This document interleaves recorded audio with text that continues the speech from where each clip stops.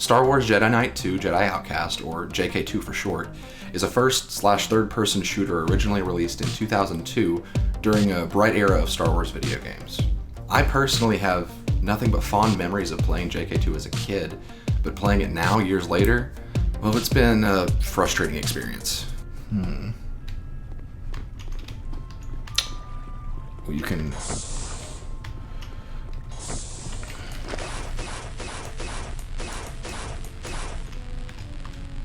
No!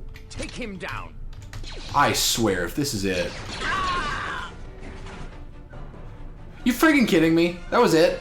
JK2 takes place after Episode 6 and follows the story of a former Jedi named Kyle Katarn. I'm no Jedi. I'm just a guy with a lightsaber and a few questions. Kyle begins the game a man who has left the Force and his lightsaber behind in favor of wisecracks and an electrified fork. Oh, and some guns too, I guess. Something happens that forces him to seek the path of the Jedi once more in order to stop a greater threat to the New Republic and Luke's Jedi Order. Let's see, how many back do I have? Not many. Stormtroopers are so stupid. As a shooter, JK2 works just fine. There's close to 10 different guns, which was common for shooters around that time, and each gun feels useful in its own way. The AI during this portion of the game is, well, stupid. Get clear! What's the line? What? But they're stormtroopers, so I can't decide if that's lazy or clever. The biggest stumbling block the early game has, and unfortunately never seems to fully correct, is its level design.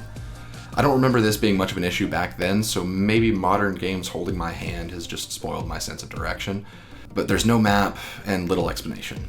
Most of the time what would hold me back was a button I didn't think I was able to press because it looked just as generic and unimportant as the dozens of other colorful flat surfaces that did nothing, and there was no way of knowing other than just trying to interact with everything on the map. This led to a few moments of aggravated spamming of my interact key, hoping that something would magically happen. It's offline. It's offline. The game has checkpoints, but they basically don't help at all, making the out-of-nowhere environmental hazard deaths that much more irritating when you've forgotten to save. The fact that Kyle screams very loudly in slow motion each time he dies doesn't help matters, though it did get a chuckle out of me every so often.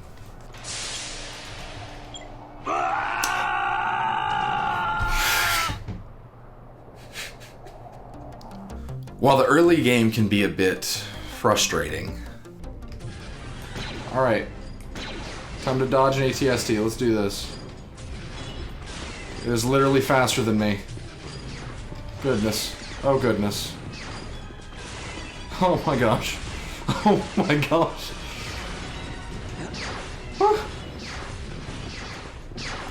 I bet you there's gonna be a dead end in here. Oh, a door! Haha! I found a door. Something amazing happens around the quarter mark. Kyle realizes his electric fork won't cut it, so he seeks out Luke's Jedi Order once again to relearn the Force and acquire his lightsaber. This level is where the game changes from an okay shooter to the Jedi simulator that the name suggests. Let's start with the Force powers. While a game like Force Unleashed shows the sheer power of the Force through cool cinematic moments like bringing down a freaking starship, JK2 shows the power of the Force through control and precision.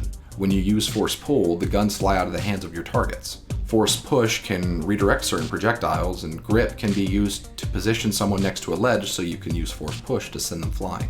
While the lack of direction offered in level design, like I mentioned earlier, often works against the game, there's a similar vagueness in the Force powers that heightens the experience. There's a lot of subtle ways the abilities can be used that you may not realize until you accidentally do it. But the game's true crowning achievement is the lightsaber. I honestly walked away from this game enjoying the saber combat more than I did as a kid. Kyle's lightsaber swings are determined by his movements and momentum. Move left while attacking and you'll swing left. Move forward and you'll swing down. Move right while stepping back and you can do a powerful spin. And when someone is out of your reach, you can just throw it like a boomerang. You get the idea. The lightsaber truly feels like an extension of its wielder, and with the lack of a traditional combo system, the combat feels very dynamic, resulting in some really cool moments like when I decapitated 2 enemy reborn with one spin of the blade. Oh, come on. Oh my gosh! So with all the Force powers, the acrobatics, the lightsaber, and its 3 different fighting styles, you might be thinking that Kyle sounds a bit overpowered, right? Well, against Stormtroopers, sure, but every single lightsaber-wielding enemy is capable of everything Kyle is. These lightsaber duels are the best part of the game. The AI suddenly gets its act together when wielding a lightsaber in the Force, often feeling like you were fighting other player characters. One or two well-placed lightsaber hits can pretty much kill anything in the game other than vehicles and the 3 or so boss fights, which really ups the intensity of each motion and swing when in a duel. There were even times when I would walk into a room to see a Sith waiting for me as if this epic showdown was about to happen, only for me to do something cool like force pull him close enough for one quick swing of my blade to kill him before he could even take a step. That was disappointing. This game really is the standard on lightsaber combat, even 17 years later, and I commend the developers for not being afraid of it being so powerful that players use little else for the rest of their playthrough. So for the plot, I'll just say it was a good Star Wars story that felt fresh. It could definitely be goofy at times.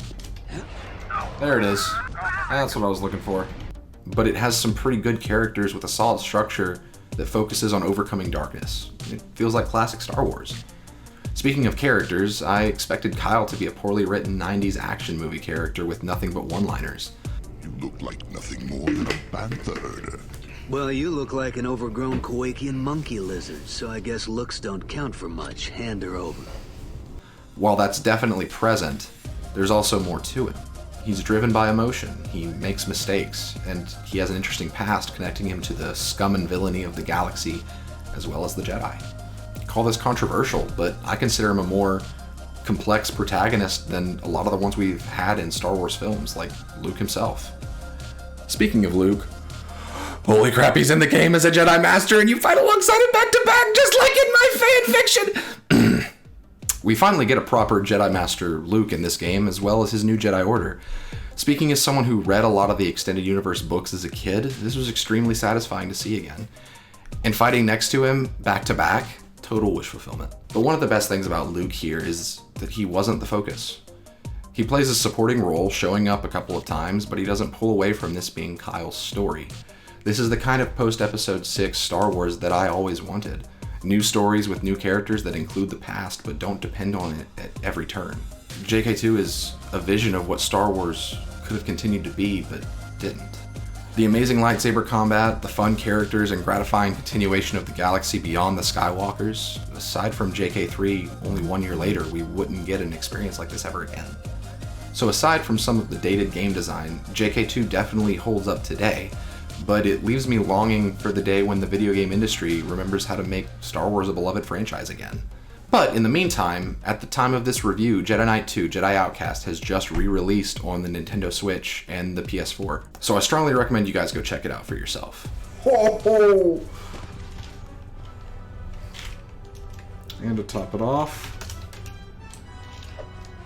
I just cut my own head off. Cool. That's gonna do it for JK2. Hey guys, thanks for watching Forward Compatible this week. This is a new segment that we're doing here on the channel. For those who are just now watching this review and haven't been here for the rest of the week, we took a game that I haven't played in 5 years at least, and we did a whole week of live streams with it so that it could be fresh for me doing the review, so I can make sure, does it hold up to how I remember it, does it not? And so that's kind of what led into what we're doing here. We'd love to hear your feedback. There are a few ways to do that. You could comment on this video, comment on any of our videos, or you can find us on Discord. The link will be in the description. We have a Forward Compatible channel there where you can just hang out in the other channels we've got.